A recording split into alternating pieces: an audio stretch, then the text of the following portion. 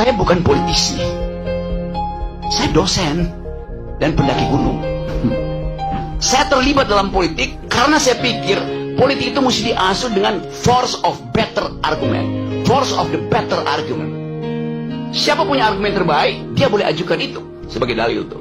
Gak boleh ada sentimen di situ kan. Karena itu saya memilih untuk menghina Presiden Jokowi. Bukan Jokowi sebagai persona. Yang saya hina jabatan dia tuh. Yang saya pilih jabatan dia. Rocky Gerung menghina presiden. Presiden bukan orang, presiden itu fungsi jabatan. Presiden ada martabat. Presiden tidak punya martabat. Presiden itu disebut bermartabat ketika dia menjalankan fungsi sebagai raja. Karena tubuh publiknya menyatu dengan tubuh privat. Martabat itu hanya ada pada orang berikan, disebut human dignity. Dignitasnya pada manusia. Itu satu frasa. Human dignity. Saya menghargai manusianya, bukan jabatannya. Itu yang mesti jelas di kita tuh. Dan itu saya heran. Kenapa kalau saya memaki-maki presiden, saya diomelin? Kenapa orang yang memuji-muji presiden tidak diomelin? Kan dunia deskripsi. Memuji dan memaki itu dua-duanya kualitas yang sama derajatnya. Pujian jadi pujian karena ada yang memaki. Makian jadi makian karena ada yang memuji itu. Bifurkasi itu yang mau saya terangkan. Saya terangkan sebagai dosen ya. Poin itu tuh.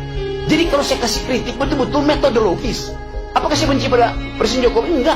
Kaesang menikah, saya diundang oleh keluarga Jokowi. Gimana? Anies telepon dari Jogja. Rok, lu di mana, Rok? Kenapa? Gue ini udah 3 jam gak bisa temuin Jokowi. Karena mesti ngantri. Gue bilang, gue diundang malam hari ya. Bisa langsung masuk. Gak ada problem. Gibran datang ke rumah saya. Om Rocky, saya mau belajar. Dulu di situ lu, gue kalau mau belajar tuh. Kasih saya kritik Om Rocky. Dengar, saya kritik. Siapa yang saya kritik? Bobi Nasution saya kritik. Sebagai apa, Om? Sebagai gubernur. Anda belum saya kritik karena belum jadi wali kota. Belum jadi wakil presiden. Pada waktu itu dia adalah wali kota. Saya kritik yuk. Dia ngaku bahwa setiap Sabtu berbagai macam menteri datang ke dia kasih duit supaya soal yuk koruptor. Saya kasih kritik. Dia nggak marah. Karena saya terangkan saya kritik kamu karena saya tanya, you datang sebagai apa? Sebagai wali kota? Ya mendua Om. Saya juga datang karena saya bosan ikut kuliah-kuliah di sekolah PDIP. Dia bilang begitu. Tunggu, gue mau tanya semua. Setiap minggu menteri datang maksudnya apa itu? Ya udah, you nggak usah tanya itu. Jadi saya mau terangkan itu dalam posisi saya sebagai kritikus. Saya mau menjadi kritikus. Orang-orang yang jadi pejabat nggak mau saya menjadi kritikus saja. Kenapa saya mau jadi kritikus itu? Jadi saya mau jujur katakan itu. Jadi tidak semua yang kotor itu tidak berguna. Saya kasih ilustrasi. Satu waktu saya naik ke Himalaya, Gunung Himalaya. Di ketinggian kira-kira 5.000 meter, 5.500. Saya kehabisan, kehilangan orientasi. Suhu udah turun minus 20. Poster akhir itu saya tinggalkan 3 jam. Nggak dapat lagi in-house untuk nginep. Bayangin, minus 20. Angin 90. Kalau buka handskun itu, apa namanya, kaos tangan itu kayak jarum masuknya. Duka itu. Oleh butir es itu. Lalu kita cari akal bagaimana caranya. Tidak ada tempat menginap di situ. Dapat kandang yak. Yak itu adalah binatang endemi Himalaya. Itu kayak banteng kecil itu. Kalau banteng gede adanya di tempat bumi. Ini banteng kecil, rambutnya panjang. Kita kumpulin kotorannya, tai yak itu. Saya tidur di situ tuh. Kotoran itu berguna untuk menyelamatkan saya tuh. Tidak semua yang najis itu tidak berguna. Apalagi dalam politik gitu kan, yang sepenuhnya adalah najis itu kan. Jadi saya mau terangkan itu dalam upaya untuk membekali negeri ini dengan pengetahuan. Rocky Gerung nggak berguna buat bangsa. 2 minggu lalu saya pulang dari Paris bawa medali emas buat Indonesia. Apa dibiayai oleh negara? Tidak ada dibiayai oleh negara. Kita cari uang sendiri itu. Yang dibiayai negara itu justru diambil oleh menteri-menteri yang datang di situ dengan tagline Olimpik, padahal saya tahu dia nggak punya cabang olahraga. Lalu saya puji Jokowi dari situ. Terima kasih Pak Jokowi karena memungkinkan saya membawa pulang medali emas itu. Saya dibully di sini. Ngapain lo puji-puji Jokowi, Rok? Pulang sorry ya. Dia presiden saya ketika saya ada di luar negeri yang menang Indonesia. Saya ikut upacara bendera. Kenapa saya nggak mau bilang terima kasih pada Jokowi? Kan itu yang kita sebut value, kejujuran dalam berpolitik. Saya nggak punya nggak punya masalah lain dengan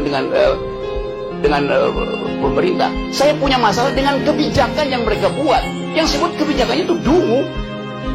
Buktikannya sebaliknya kan. Bahkan saya bilang pada itu, Jokowi sebagai presiden adalah bajingan tolol. Satu, PDIP marahin saya, dilaporin ke polisi. Saya kasih kuliah di Jogja, saya dilemparin botol di kepala saya tuh. Dia bilang, kenapa kalian marah? Saya cuma terangkan itu supaya kalian tahu bahwa yang saya kritik kebijakannya presiden, bukan Jokowinya ansih. As a person, nggak ada urusan saya dengan. Saya berbaik-baik dengan Pak Jokowi sebagai manusia, dengan Pak Prabowo, dengan Pak SBY segala macam tuh. Zaman SBY saya paling keras kritik beliau tuh. Sekarang tiap minggu saya diskusi tentang politik global dengan SBY, nggak ada soal. Jadi saya mau pisahkan antara mental seorang yang mampu untuk memisahkan pengetahuan dia tentang kebijakan dan penghormatan dia kepada persona. Itu dasarnya. Jadi sekali lagi, saya tetap akan kasih kritik. Apapun itu hak saya. Dan tidak mungkin saya dipidana kalau saya caci maki Jokowi atau saya muji Jokowi. Pasal itu nggak ada lagi. Tidak ada pasal penghinaan presiden. Udah hilang. Siapa yang hilangin? Saya berjuang dari zaman 98 di LBH untuk hilangkan pasal itu. Jadi kalau tanya kenapa Anda caci maki? Pasal itu nggak ada. Kenapa dia? Saya yang kita di Buyung Nasution. Saya penasihat ahli Buyung Nasution dalam soal-soal untuk membereskan demokrasi kita. Jadi dari 98 saya tahu akal pikiran tentang perubahan konstitusi itu. Anda caci maki aja, nggak akan ada dipidana. Karena rakyat Indonesia melalui ketua MPR mengerti bahwa presiden itu bukan orang, dia fungsi, dia jabatan publik. Tidak boleh dilekatkan pada dia prinsip-prinsip pada hukum pidana, nggak bisa. Yang tidak boleh kita caci maki adalah manusia di dalam keadaan pertemanan atau anak kenal. Orang yang nggak kenal Anda caci maki, dia nggak bakal tersinggung. Demikian dalam perdebatan. Debat itu adalah kemampuan untuk mengolah argumentasi. Itu aja. Sebagai dosen, saya mengajar dari S1 sampai S3. Ayo bayangin coba. Dengan metodologi yang sama itu, cara berpikir. Jadi bagi saya nggak ada soal itu. Saya akan terus kasih kritik. Saya akan terus kasih argumen. Tapi saya mencintai bangsa ini. Negeri ini saya cintai. Yang saya nggak cintai adalah politisi busuk. Yang saya cintai adalah pejabat busuk, presiden busuk, menteri busuk. Apa yang cintai mereka? Mereka umurnya 5 tahun. Bangsa ini umurnya sepanjang hidup. Itu poinnya. Jadi politik bukan the art of the possible. Kemungkinan bukan. Politik adalah the art of attacking the impossible. Yang impossible itu kita lenyapkan. Dan balik pada tema hari ini, kita bicarakan sesuatu yang sebetulnya barang bekas semua nih. Yang kita tahu ini terjadi karena perebutan threshold. Mulailah dengan ucapan thresholdnya dibikin 0. Itu harusnya tuh. Supaya ada kesetaraan orang berargumen tuh. Supaya dia argumennya bagus, bukan karena masa pendukungnya bagus. Karena itu, saya terus mengatakan bahwa untuk menjadi calon presiden, calon wakil presiden, calon gubernur, calon bupati, calon apa aja, pakai prinsip pertama bukan elektabilitas, tapi etikabilitas. Ini calon pejabat ini pernah berbohong nggak? Pernah nyolong nggak? Kalau dia lolos etikabilitas, saya uji yang kedua, intelektualitas. Karena dia mesti berdebat dengan pemimpin dunia. Itu pentingnya latihan perdebatan. Dasar perdebatan adalah konstruksi berpikir. Dasar perdebatan adalah kemampuan untuk mengolah pikiran, bukan sekedar untuk retorika, tapi dengan logika.